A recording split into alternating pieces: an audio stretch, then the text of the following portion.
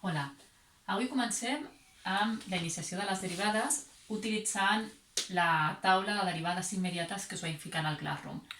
Les fórmules que avui treballarem seran aquestes que tenim aquí. Si jo tinc un número, la seva derivada automàticament serà 0. Si jo tinc un número per x, la seva derivada serà aquell número, és a dir, la derivada de 3x serà 3. Si jo tinc una funció elevada a un exponent, la derivada serà a l'exponent per la mateixa funció elevat a l'exponent restat una unitat per la derivada de la funció. Si tenim e elevat a una funció, la derivada serà ella mateixa per la derivada del que tenim a dalt, a l'exponent.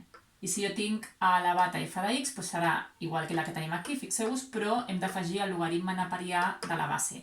Que aquí si poso el logaritme neperià de la base, que és el número e, el logaritme del número e és 1. Per tant, aquesta és un cas general d'aquesta, o aquesta un cas particular d'aquesta. Si jo tinc el sinus d'una funció, la seva derivada serà el cosinus de la funció per la derivada del que tinc dintre. El mateix amb el cosinus. Si jo tinc el cosinus, la seva derivada serà menys el sinus de la funció per la derivada. I després la suma o resta de diverses funcions, la seva derivada serà la derivada d'aquestes sumes o restes. La taula de derivades immediates que teniu penjada serveix per anar més ràpid a l'hora de fer derivades, perquè si no recordeu, en el vídeo anterior que el que hauríem de fer és fer un límit cada vegada que volem una derivada, i per tant això ens estalvia fer límits. Posem aquí uns exemples i després tindreu un quiz que tinc de 25 exercicis semblants a aquests per derivar. Fixeu-vos el primer, com derivaríem això d'aquí? Jo tinc f de x igual a un polinomi. La derivada serà la derivada de 4x al cub, que fixeu-vos que és un polinomi, i per tant serà 4 per 3, és a dir, 12, per x elevat a 2, rebaixem el grau, per la derivada del que hi ha dintre, que és 1, per tant queda 12x al quadrat, més. Ara la derivada d'això, aquest baixa, 3 per 2, 6, i disminuïm un grau, és a dir, quedaria elevat a 1, per la derivada de x, que és 1, la derivada de menys 2x, que fixeu-vos que us queda el número, per tant serà menys 2, i la derivada de 3, que és 0. Per tant, aquesta seria la derivada de la primera. Aquí fixeu-vos que tinc un polinomi elevat a un exponent, i per tant, tinc això d'aquí, una funció elevat a un exponent. Farem servir aquesta fórmula d'aquí.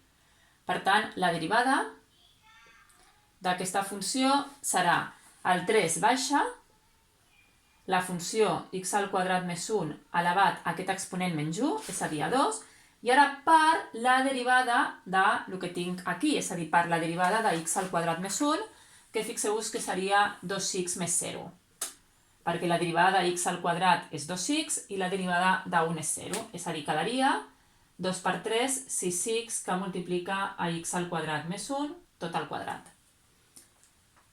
La tercera, tinc una exponencial. I la derivada d'una exponencial, fixeu-vos que és ella mateixa per la derivada del que tenim a dalt.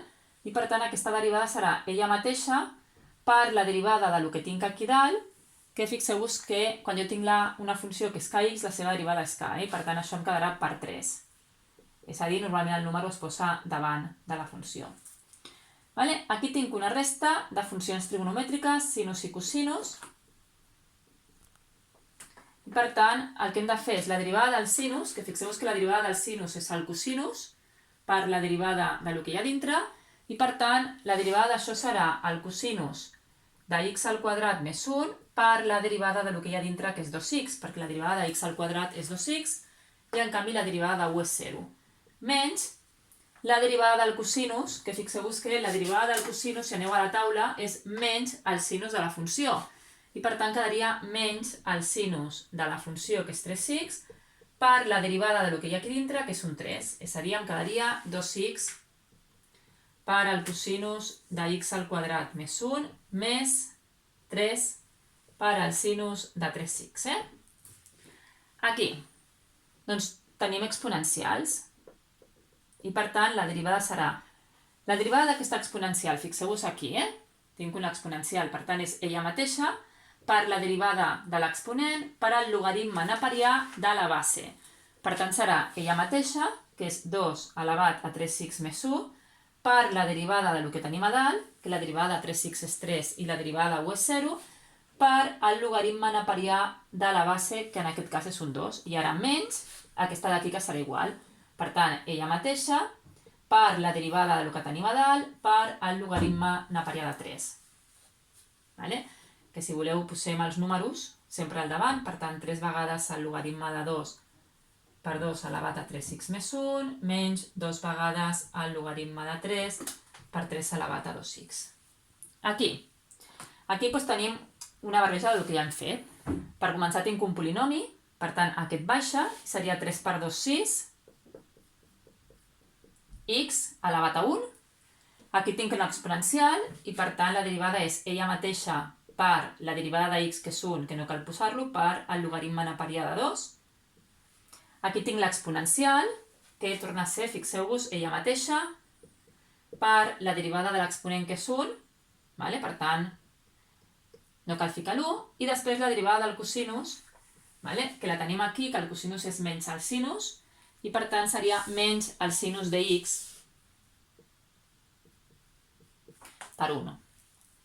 Fixeu-vos que quan la funció simplement té una x, la derivada de la x és 1, per tant aquest 1 no cal posar-ho. És a dir, si aquí tinc el sinus de x, la seva derivada automàticament serà el cosinus de x.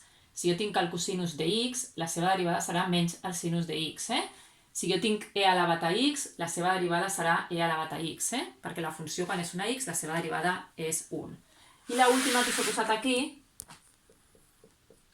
fixeu-vos que és una exponencial i per tant serà ella mateixa per la derivada de l'exponent, que en aquest cas és 2x, més la derivada d'això, que és el número pi, però com és un número, la derivada d'un número és 0. I per tant us quedarà 2x per e elevat a x al quadrat més 1. Doncs ara podeu fer l'activitat, repassar una miqueta aquestes derivades, us posaré un altre arxiu on hi hagi derivades perquè podeu repassar i després feu el quiz, que són derivades molt fàcils. Aquest serà el primer exercici. Anirem fent exercicis cada vegada una miqueta més complicades i treballant totes les derivades que teniu al full que us he posat al Classroom. Gràcies.